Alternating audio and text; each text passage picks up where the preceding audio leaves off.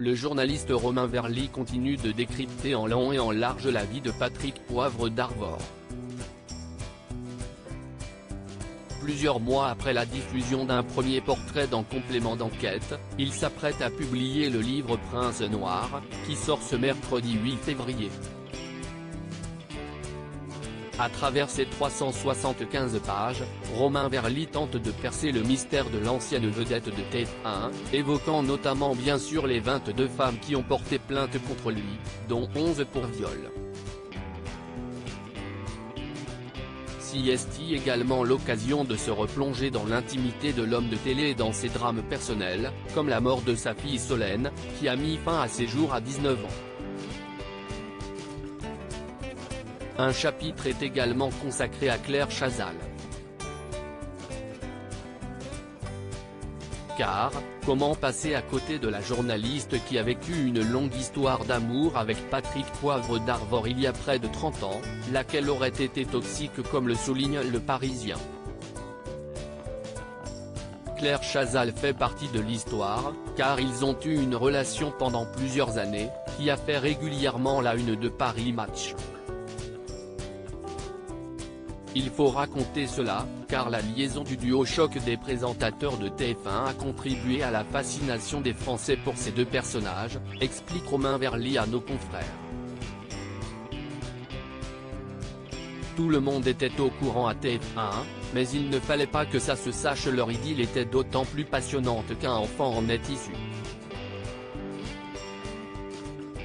En effet, le 29 avril 1995, Claire Chazal donne naissance à François. PPDA ne reconnaît toutefois en être le père qu'en 2005, dans son livre Confessions.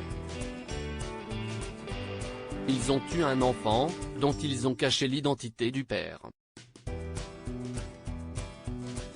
Tout le monde était au courant à TF1, mais il ne fallait pas que ça se sache. C'était risible, Romain Verly commente-t-il à ce sujet. Pour écrire son livre, le journaliste s'est appuyé sur des témoignages, de victimes mais aussi de proches restés dans l'anonymat. Il a également relu avec attention tous les livres de l'ex-star du JT, dans lesquels il a trouvé des passages effarants qui laissent des indices selon lui sur sa fascination pour les femmes. En revanche, Romain Verly n'a pas obtenu de déclaration officielle de Patrick Poivre d'Arvor ni de son clan. Je n'ai eu que des refus polis, a-t-il fait savoir, précisant, ils m'ont laissé travailler pendant 1 an et demi.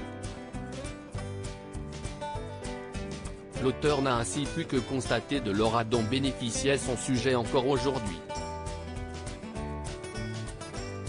Il y a une omerta très forte dans son entourage.